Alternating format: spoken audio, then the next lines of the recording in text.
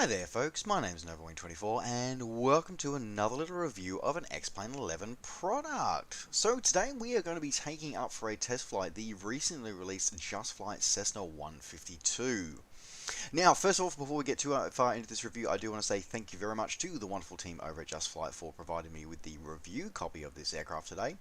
Now, the 152 is, of course, is probably more known for its successor, the 172. In fact, that it was as the 172 was a very famous and very infamous flight training platform and touring platform, not just for real-world pilots, but also for flight simulation pilots, having been into the core aircraft in pretty much all of the major flight sims for many, many years. But the 152 was its predecessor, and in many ways gives us and harks us back to a more simple era of flying. But also beyond that is also fundamentally, because it was fundamentally designed as a training aircraft and a bit of a touring aircraft. So it's designed with the Cessna's original philosophy of being able to be able to make aviation affordable and making it very easily accessible for everybody. And this aircraft really kind of embodies it, and we'll have to see if we're going to use this review today to find out if Just Flight has really captured that essence. Now, the 152, of course, as I said, is the predecessor to the 172, so you'll will recognize many features of the 172 here. But also, really, the 152 has more of has very much a real-world significance for a lot of pilots, because a lot of pilots' initial hours are going to be found in 152s, even more than 172s, and 152s still to this day form a core part of a lot of flight training schools. So it's going to be great to see and experience this aircraft and see how it handles, because one of the most important things, of course, about training aircraft is the fact that they need to be sort of docile and very easy to handle and very forgiving for a student pilot, as well as a sort of the everyman's pilot kind of idea. So as usual, what we're going to be doing as we do for many of these reviews, we're going to be having a look at the outside. We're then going to have a look through some of the systems. We're going to take it on a test flight. We're actually going to be taking on the test flight that's actually recommended as part of the training setup in the Just Flight manual for this aircraft as well. So we're going to be starting here at our initial airfield here. We're starting out is here in England. We're at Peterborough. And then we're going to be taking a northern track up past Cranwell, Gamston, and onwards to Sherburn on Elmet.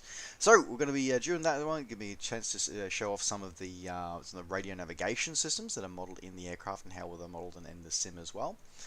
And of course, it gives us a chance to have a look over the features and the external models and stuff like that. Now, as you can see from look here, so the external model is quite nice. Now, of course, the Just Flight did release a ESP version of this aircraft shortly before they brought it over to X-Plane as well. So not quite a simultaneous release for all platforms, but pretty damn close.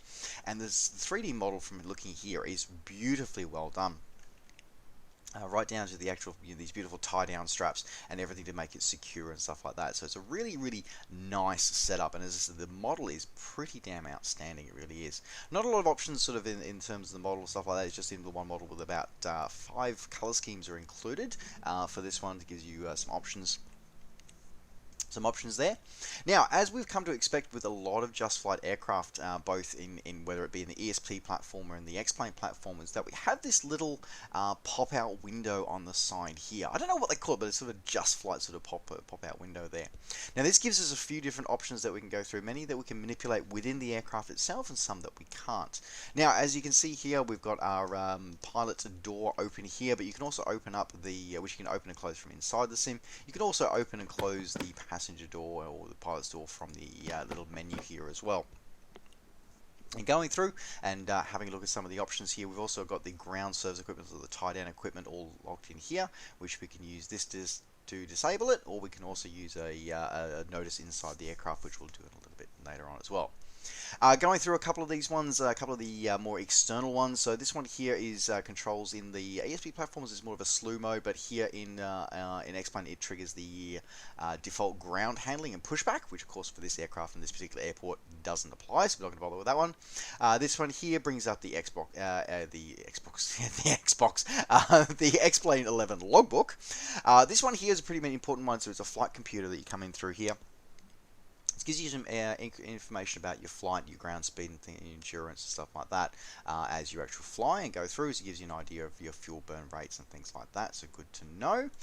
This one here gives you checklists. Now, these checklists here are not the sort of are a quasi-interactive one. So what they are is that you can check off the items as you go through them, but it doesn't respond to the actual sim. So it won't actually be dynamic in terms of when you perform the action of the sim, it'll be checked off on the checklist. You have to manually check that off. So couple of different thoughts on this one. I covered this off in my review of the Just Flight Cicadas for X-Plane as well. And the fact that in some ways I miss the fact that it is dynamic and does reflect what I'm doing as a virtual pilot. But in some ways it's like it is in the actual aircraft where I'm actually sort of doing the action and going back to the checklist and checking it off. So mixed feelings about it. I like the dynamic one. But this one could be possibly more interest of the to those who are trying for more realism. So I'll leave it up to you which one you decide to have for this one.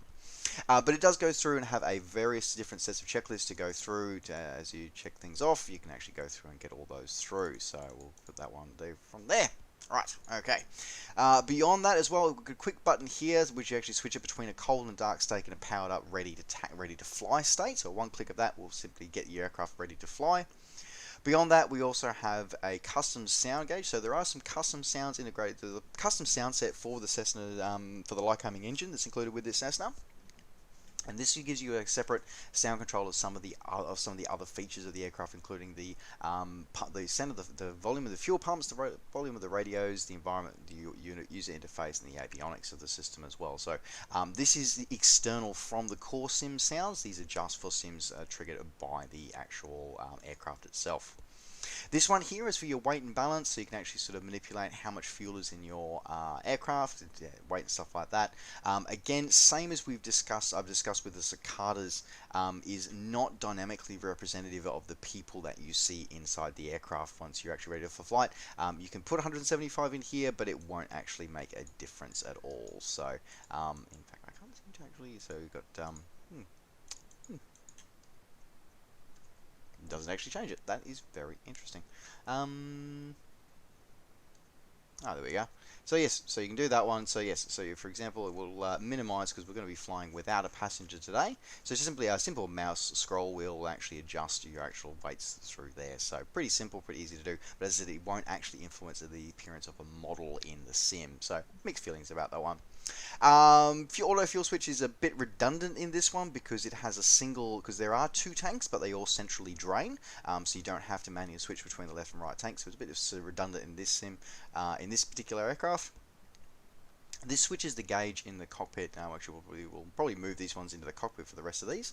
So without any further ado, let's leave the externals and let's go into the cockpit and have a look at the office. So as I said, this is the office, of course, of the 152, a very familiar sight for many a trainee pilots, and we'll continue on with the rest of the discussion of this little placard, this little pop-up window here, before we get set up and ready for our takeoff and for our taxi flight. So as I was saying, this button here will actually switch the actual the barometric pressure between inches of mercury and millibars. So you can quickly see the switch there, bang, done. Pros, cons, doesn't really do anything, it just depends on how you fly. I'm personally, for myself, I usually keep it in millibars rather than inches of mercury, simply because that's what Australian aviation uses, and UK aviation uses it as well, so just FYI. Otherwise, you've got little buttons here. This one, again, doesn't do a whole lot, because I think in the, sorry, tell a lie, yeah, there you go. Okay, it does do something. It opens the glove box compartment. There you go. I've learned something on this review today. In other, in the Cicadas, it brought up a radio system, but anyway, there you go. That's cool. Cabin light internal point on here. This one here is the reflections on and off on the gauges, whether or not they've got the plastic sort of veneer over the front with reflections. This one here is whether or not you get that sort of dirty sort of windscreen sort of look, or whether it just simply deletes the window so you can see straight out and clear. This one brings up the default X-Plane GPS 430 unit. Now, just as a word of note, this is a bit of a cheat, as it were, because of the fact that it doesn't actually have, there is no GPS fitted to this aircraft. So if you were having a GPS, it would be like an iPad sort of GPS. So in some ways, I almost wish it was like an iPad GPS, like, you know, with like a little like virtual program loaded or something like that. But you know, if you do want to load it up, the Garmin 430, the default Garmin 430 loaded X-Plane is available on that shift pop-up there. Otherwise, as I said, the front doors, as we said before, and a quick change of the liveries down below if you do want to do that as well. Alright, so enough waffling about that. Let's pre-flight our aircraft and get ourselves going and underway.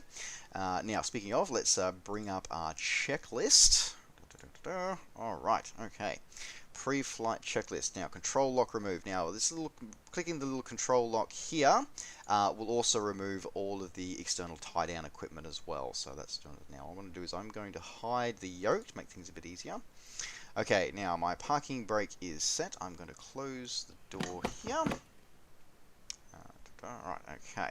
So control lock's removed, parking brake set, avionics currently off, mixture idle cut off, check, ignition switch is off. Interestingly enough, it's quirky but cool. The little bit, it's sort of the key sort of just gently rocking. Like, I really like that. It doesn't cost any frames. It's simple, it's novel, it's neat, but it's cool. I like it. Nice touch. Anyway, all right. Ignition switch to off. Master battery switch on. Master battery switch on. Okay. Flaps check.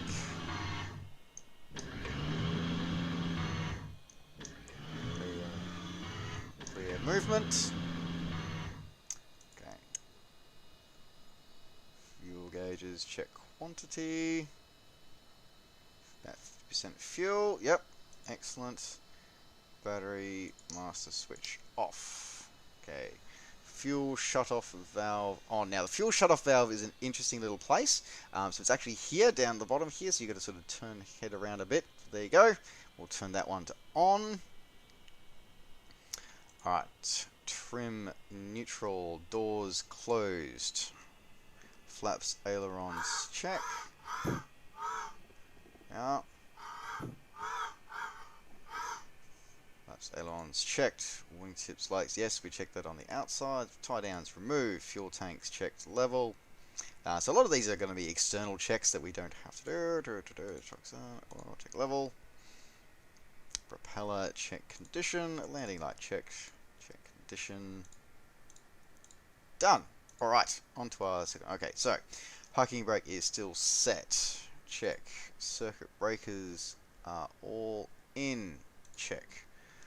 Carburetor heat is off. Avionics are still off. Fuel shutoff valve to on. Alright, battery master switch to on. Alternator master switch to on. Mixture to full rich. Throttle ½ inch open. Propeller clear. Ignition switch to on to start.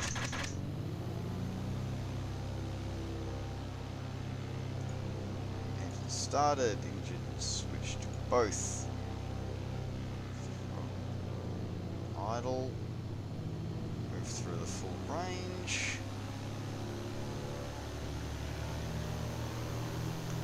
Beautiful sound set coming through here. Feel it pushing against the brakes. Down.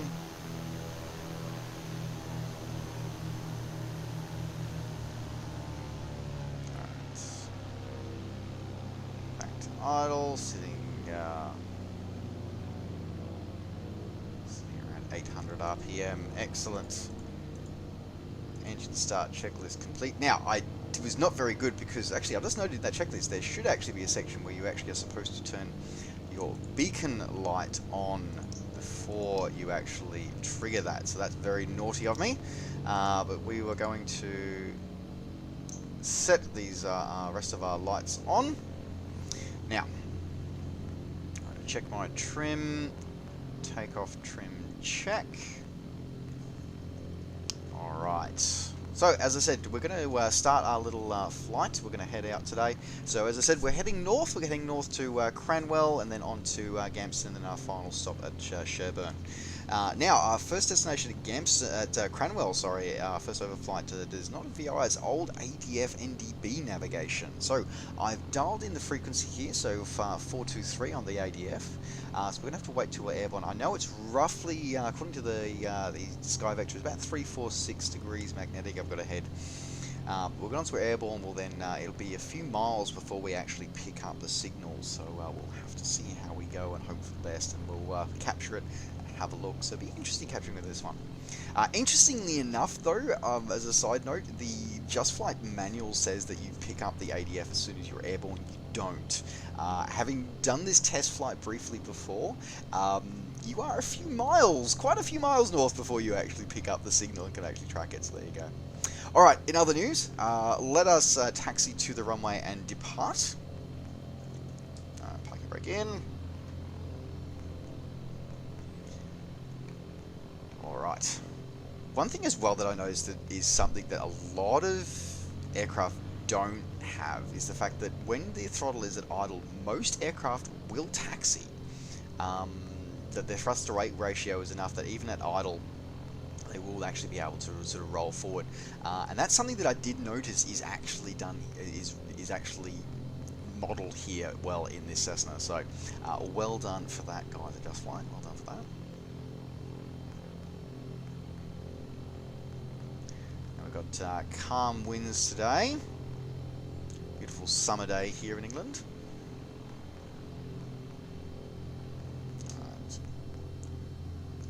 One notch flaps for takeoff today.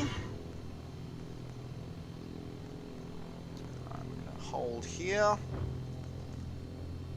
We don't see any traffic.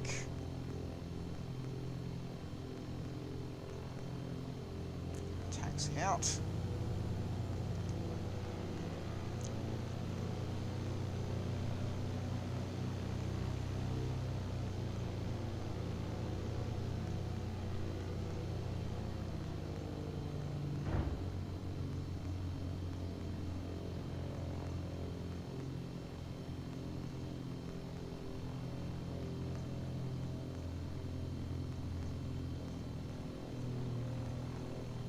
Now, I was also saying before is the fact that our spark plug failing is modelled on this aircraft. I didn't mention it before. So we're just going to lean the mixture back a bit. Okay. I meant to show you that off before, so with the fuel section you can actually do that. So just going to lean the mixture back, run the higher RPM for a little bit while we let that go down.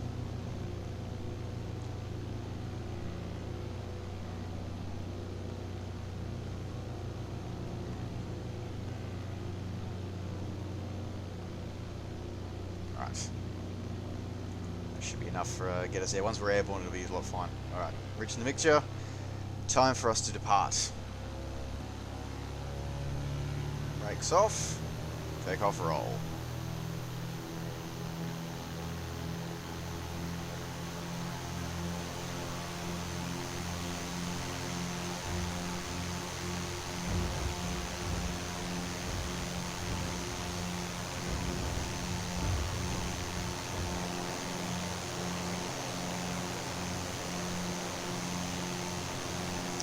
Positive rates, 70 knots in the climb.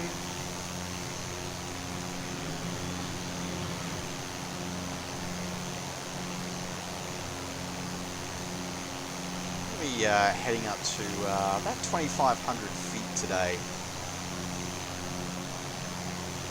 for our climb and our cruise.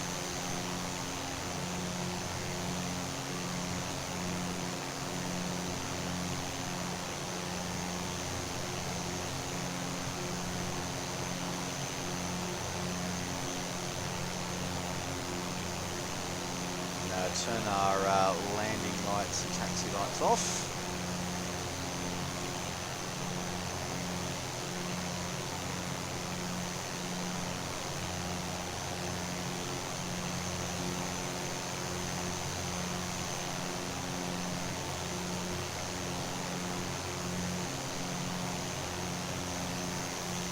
the one thing I've noticed already is that it's very, very smooth and very stable, which is exactly what a 152 is supposed to be. It's supposed to be smooth and stable because it is, as I said before, it's very much like the Cessna's, like the Cessna 172. 152 is designed as a training aircraft, and it's designed to be an aircraft that anyone can fly. So this is going to be fairly user-friendly and very docile in its performance. As we climb, we're going to turn onto a northerly heading. So we're going to around about, probably around about 350. We're going to head as we continue our climb up to 2,500 feet.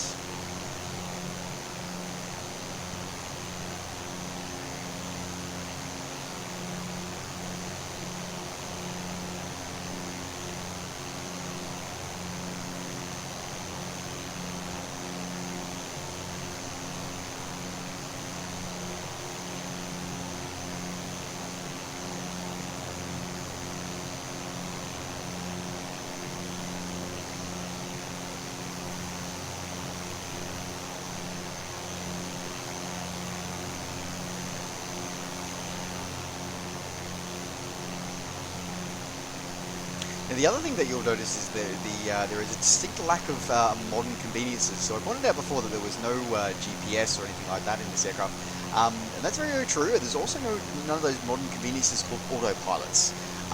So this is very much an aircraft about, it's going to be one of the interesting things for me, it's going to be about how it's trimmed out. Because this, again, the aircraft is going to be fairly docile, fairly easy to operate, and hand flying is how you fly a 152. I believe there are, in the real world, there are some options to sort of create to have an autopilot fitted. But the factory standard 152 is an autopilot training ones. There is no autopilot. It is all done. It is all hand flying. So being able to trim out an aircraft correctly and sort of run it correctly is going to be very, very important for this kind of stuff as well. So we're going to be climbing up to our nearly at our altitude out here. We'll start to come down a little bit, bring down our rate of climb. Back the throttle a little bit.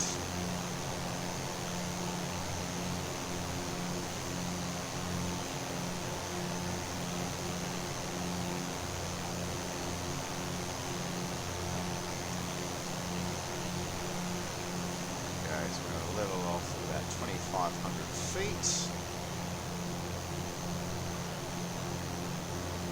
We're going to wind the throttle around about to about 2,300 RPM.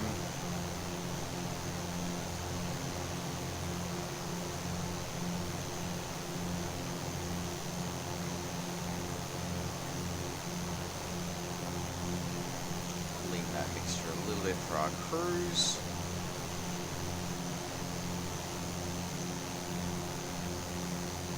Let our speed gradually climb as as we establish ourselves in the cruise.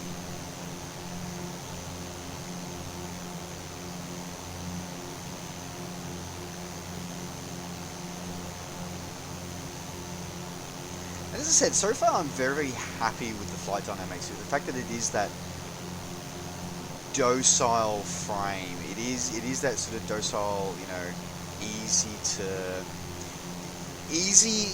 to grasp, but I feel that perhaps it will be challenging to master in the future. And I think what makes this great is it really embodies that, and I think it does.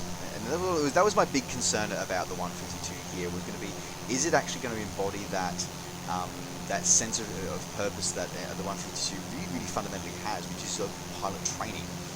Are we going to feel that when we're actually here in the aircraft? Is that actually going to be the way that we feel? And I'm very, very pleased to say that so far I think that that is the case. I think that Just Flight have found a good balance here with actually finding what works to be able to simulate with the aircraft, as well as being able to actually sort of get the idea of capture that docile nature of the aircraft that has taught so many pilots on how to fly. Pushing that RPM a little bit.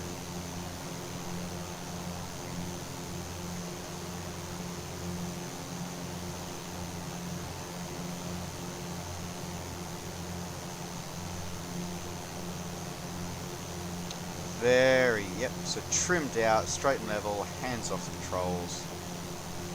Very, very nicely done. Fairly happy with that. I think I'm fairly happy with that. Alright, so as I said, we're heading on a sort of a roughly northerly track, so sort of 350 heading north, slightly west of north. Just waiting to pick up our ADF signal coming from Cranwell. Then we'll steer towards that, and once we're over Cranwell, we'll then be heading on to Gamston. So we'll be able to see some of this navigation stuff in action. Because as I said, no GPS. Well, you know, there is that sort of mock GPS there as well. But yes, if you just use the cockpit instruments, no GPS, you've got to navigate the old-fashioned way, as it were. So let's see how we go. While we're waiting to pick up that signal from Cranwell, let's pop outside and have a look at the external 3D model now that we're established in our cruise. So here we are on the outside. So of course the big difference between the 152 and the 172 is the fact that the 152 is only a 2-seater, whereas 172 had capacity for up to 5. So yeah, that is sort of something to be aware of, but otherwise very, very similar in their fundamental design, being high-winged monoplane with a fixed tricycle gear. Now, although some 152s did the options for spats, this model only includes the unspatted versions, but otherwise, again, a beautiful looking model for this aircraft. Now, speaking of the modelling, as we sort of saw on the takeoff and landings, we saw the model of the flaps there, beautiful big ailerons and control surfaces. I must say that the 3D modelling is absolutely outstanding in its detail. It really is. Like, seeing the quality of that and the texturing that's gone into it. The guys at Just Flight have really put in some beautiful high resolution texturing here with that, and just looks absolutely outstanding. Complete with the full dynamic lighting support, dynamic reflections, and full PBR, so physically based rendering, all included, looking absolutely outstanding. So really, I can't fault the 3D modelling, I really can't. And so far, on my test flights and this flight here, I really can't fault the flight model, I really can't. Now again, I must stipulate I haven't actually flown a 152 myself, but from speaking with pilots who have, including my father, the 152s have always been sort of described as very easy, very docile. As long as you can trim them out and sort of, you know, as long as it's fairly easy to trim out, then you sort of said you pretty much got the flight dynamics right. So I think we're on board for this one. The visibility as well as being modelled is quite nice as well, because it doesn't have that high visibility from that big open side windows, even the big open rear window as well. So there's a beautiful detail going into this, a great thought, great work's gone into the texturing for all the different liveries that are included, as well as the actual modelling of it. So very well done for the modelling side of things there. Alright, we're still continuing on our northerly track, and hopefully we'll hop back in the cockpit and see if we've picked up the signal from Cranwell NDB yet.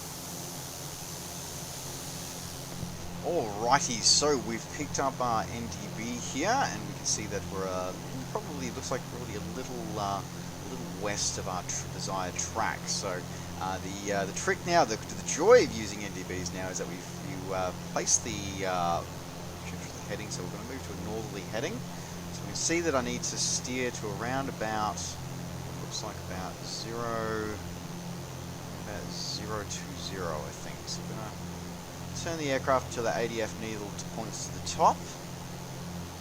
And then we're going to rotate the ADF placard there. There we go. Okay. So there we are. So we're on course. Looks like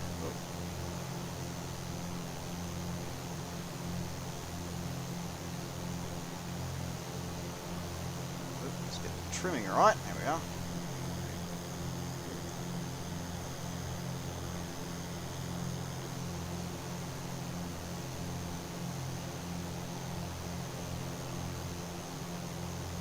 The only sort of challenging thing I find about X-Plane is period, because I have the sort of zoom in and out sort of down to the mouse scroll wheel. When I'm trying to turn gauges as well, sometimes that can play a bit of merry hell doing that. So a bit of a challenge from time to time. Oh, there we go. Awesome. Okay. There we are. So yes. So now we'll carry on with this course, and we'll sort of watch the deviation of that needle. So the idea is keep flying towards the needle, as it were. course, bearing in mind that ADF needles are heavy, which is always a challenge to have. Anyway, so we're flying onwards towards Cranwell. We're drop back down to about 2,500 feet there. And of course, once we get over Cranwell, we're then going to be turning on towards Gamston. Now, Gamston I've already sort of pre-set up with the frequency there as well, so I've dialed that frequency into the nav1, 112.8, and we're going to be we've got preset the direction as well. So once we fly over Cranwell, we'll be able to turn then onto our heading planning of about 312 degrees. Head over towards do I get when I'm moving controls without actually looking at my artificial horizon? Never mind me. Yeah, so we're looking at controls heading over there. Keep that all set up.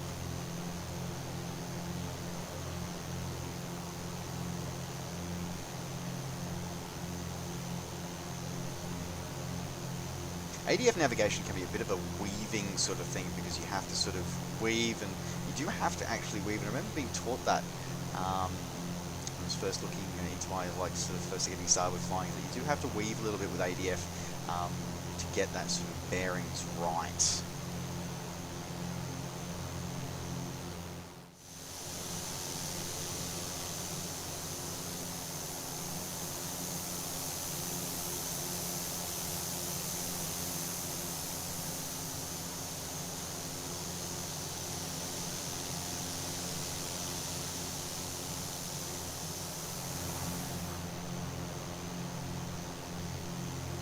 Alright, so I just had the ADF needle spin, which means that we're now over Cranwell, so we're turning now onto our heading, a bit of a lazy turn then, head over towards VOR over at Gamston, and because I did overshoot Cranwell a little bit, because there's the field down there at Cranwell, we'll be sliding back, we'll head back towards course.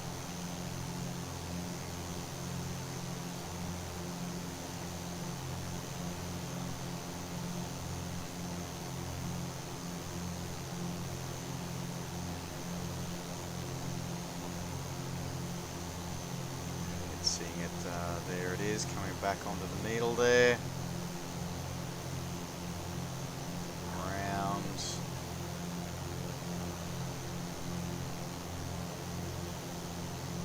Beautiful watching the shadowing and the lighting just changes here.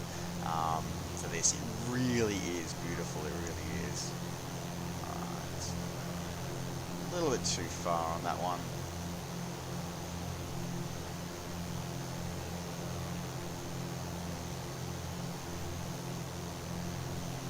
Back in, still light, slightly to the right of course.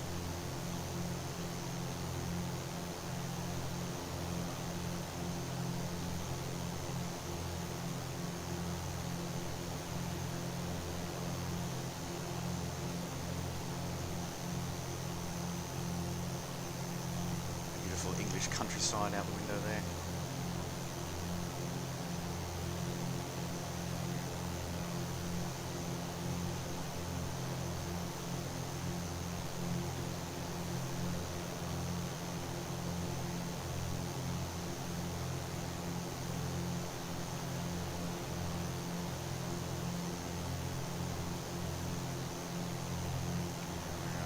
Just about on course.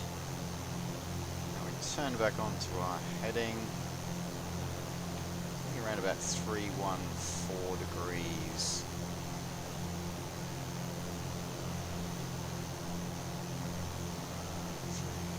Zero.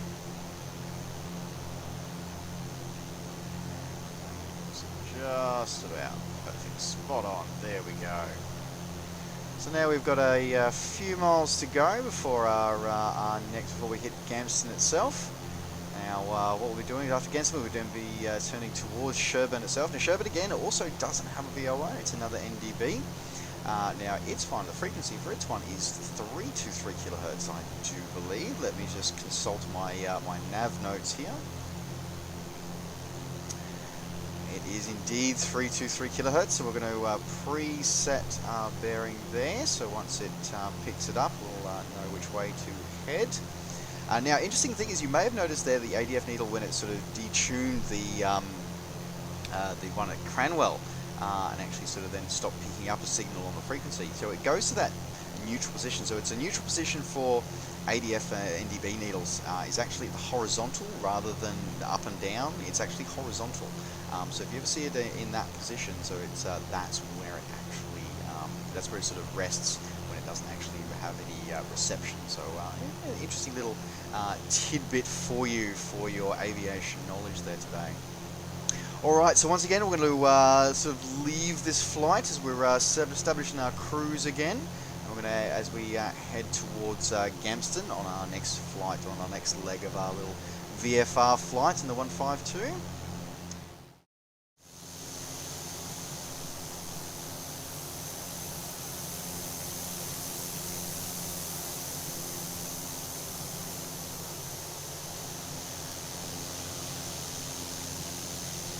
Alrighty, so we are coming up over the Gamston VOR very shortly. We still haven't picked up our signal on our next MDB yet, but I know it's in a northerly direction again, around about 344 degrees. So we're going to head out that way once we do cross over the Gamston MDB. Sorry, the Gamston VOR.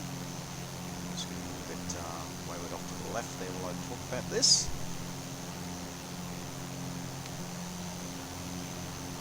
See that we're still heading towards this VOR, which is good.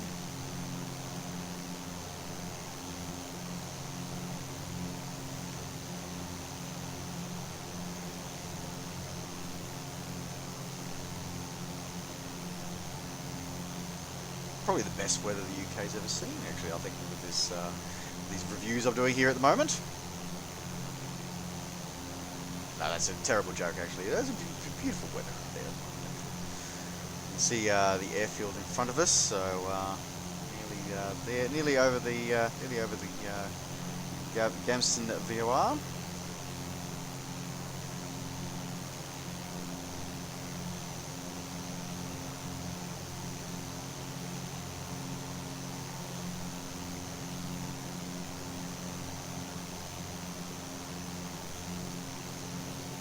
So what we'll do is that once we go over the Gamston, what we'll do is we'll use the same frequency, but we'll set it as an outbound track.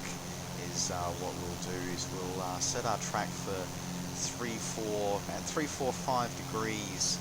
That's what this is from my charts here from when I was doing my pre-flight planning. And then we'll use it as an outbound radial until we can pick up the Sherburn NDB. That can guide us in for our landing.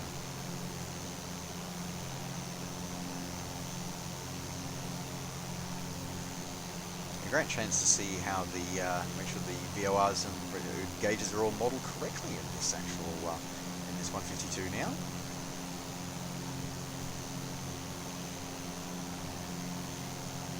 So in theory, when we cross over it, we should see we should lose the directional arrow. Cross over it.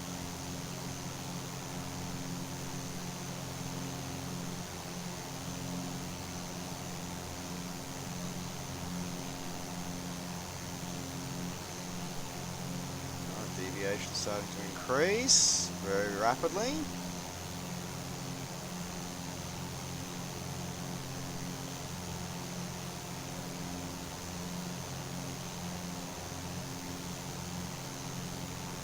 Oh, so no confusion, so just straight from a 2 to an outbound. Alright, so let's change the heading on that to 345.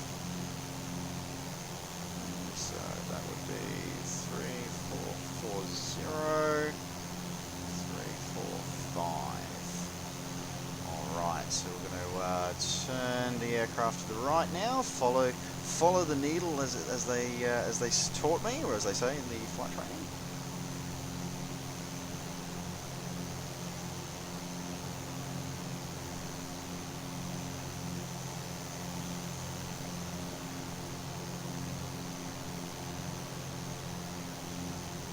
Now are possibly going to have to fly a little bit further out so we can get this one. I've got to watch my VSI.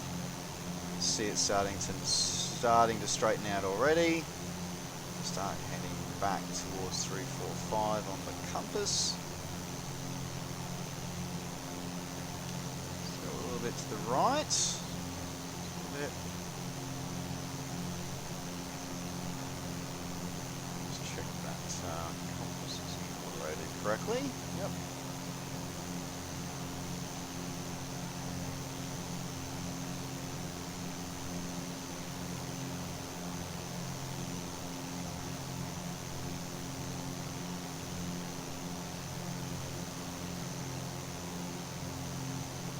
Joy of instrument flying. None of this GPS, press a couple of buttons into a computer and the airplane flies itself nonsense.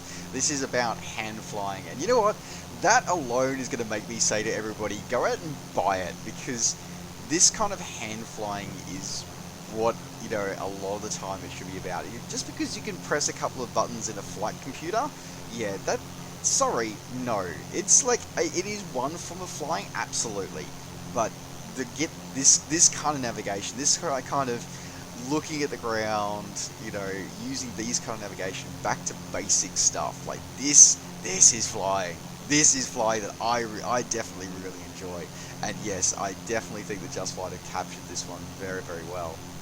Alright, so as I said, we're heading now outbound from Gamston, heading on to Sherburne. So what we might do is we might break this video here again, and we'll take this opportunity to take some.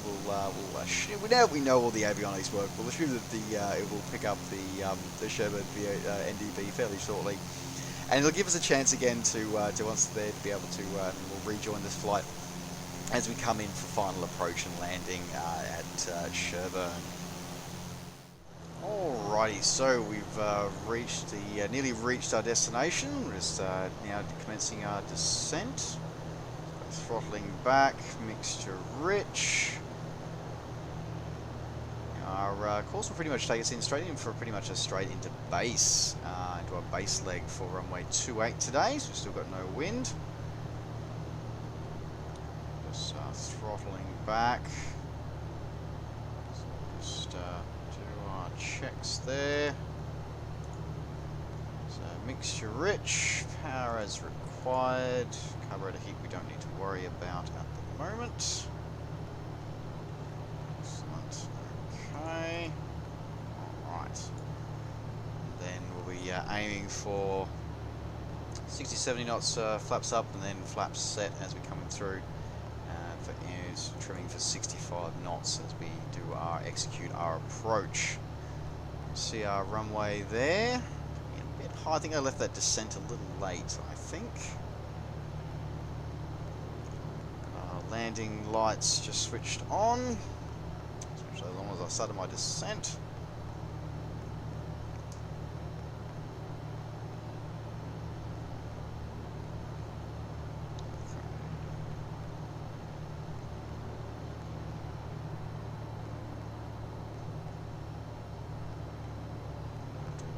Might have to bleed off some airspeed, I think, as we do this thing. Now I know runway 28 has a displaced threshold.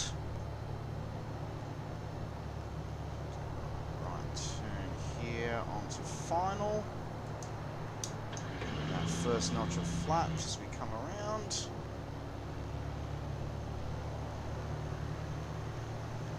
Trim for 65 knots.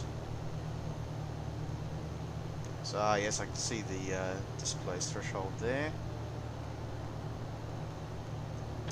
Second notch. Aiming for about 65 knots.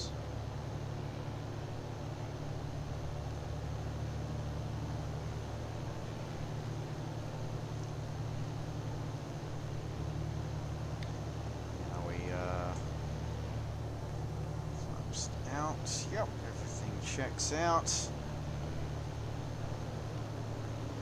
A little steep on the descent.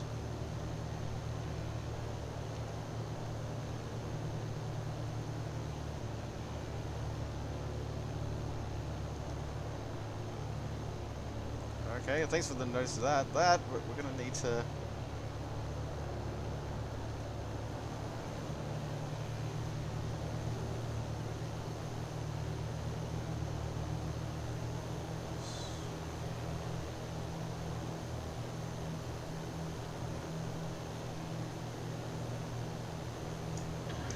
Final notch of flaps coming in.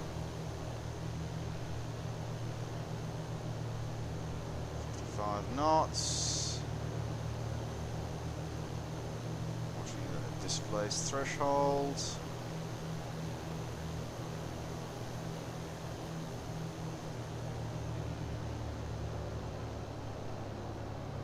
Gentle flare.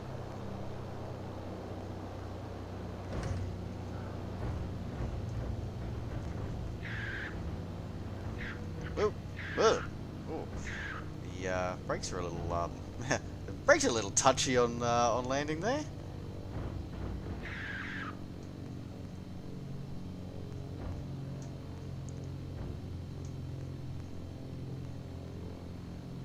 Overall, now we wind back the mixture a little bit now that we're on the ground. Clean up the aircraft. Taxi here.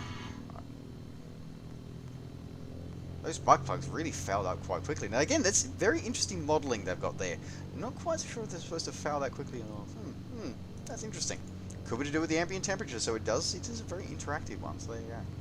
Alright, so we'll pull off to the side here, head up to one of the grass ramps here, and shut the aircraft down, and then I'll give my final thoughts on this aircraft and its characteristics.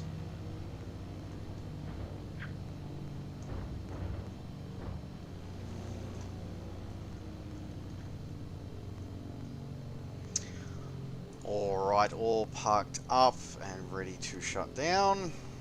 Alright, so let's bring our checklist up for that one.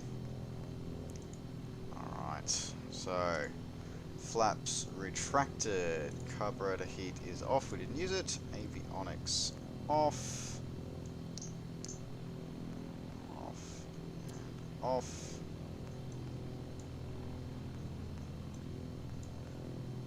electrical switches off, leave the beacon going, pitot heat off, throttle closed, mixture idle cut off, ignition switch to off, oh, and the key out, so oh yeah, there you go. Ah! Okay, again, something I learned. Nifty little thing. Okay, just like, seriously, just for that alone, winning. That's so cool. That, like, if you keep twisting it past the off, you actually pull the key out. That's so cool. Brilliant. Awesome. Okay, alternator switch is off. Battery master is off. And control locks install.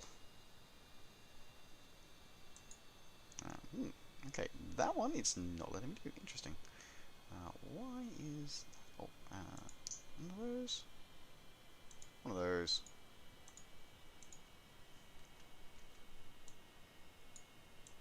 There we go, and park brake all the way on. There we go, by dragging it, and control locks on. Done.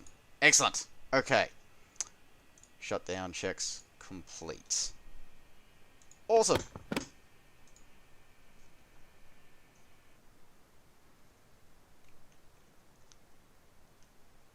Alright, so my final thoughts. Well, look, as I said, I think that Just Flight have definitely captured the Cessna 152 and the fact that it is a trainer aircraft first and everything else second, and it's really captured that docile nature of it. I don't really have a problem with the flight dynamics. The only thing I've found was that in the cruise, it perhaps sometimes once you got the aircraft trimmed out correctly, it was beautiful. The elevator trim was fine. The aileron trim could be a little finicky though at times, but that's a tiny. But once you got used to it, it was a sort of very fine manipulation. It was fine in the end. So That can be a little bit of a bothersome, but again, once you get it trimmed out, she's beautifully calm and a beautifully stable aircraft to have. It's just absolutely a delight to fly. And the challenge of flying with instruments and stuff like that is just really cool and just really awesome. I think it's something underestimated. You know, it's not a case of you don't have the option of simply just, you know, plugging in a couple of buttons to an FMC and then pressing, you know, the throttles forward and just letting it fly itself. No, you actually have to fly this aeroplane, and that alone, just like you have done an incredibly good work with that one. So as I said, this has been the Cessna 152, available now from Just Flight, brought to us over to the X-Plane world from a combination of Just Flight and Thorenda Designs. And I want to say, to round this video, this review out, so this is available now from Just Flight's website, or available from the xplane.org store. And as always, as I said, thank you very much to the team at Just Flight for providing me with a review copy of this add-on today to bring to your flight simulation pleasure today. Alright folks, that does complete my review today. Thank you very much for joining me. Don't forget, as always, to like the video and subscribe to the channel if you're enjoying these videos and want to see more. And of course, as always, you can catch up with me and all the things I'm up to between videos by finding me on Facebook and on Twitter. Just search Novoing24. Alright folks, thanks very much for watching. Take care, safe skies to all, and we'll see you next time. Bye for now.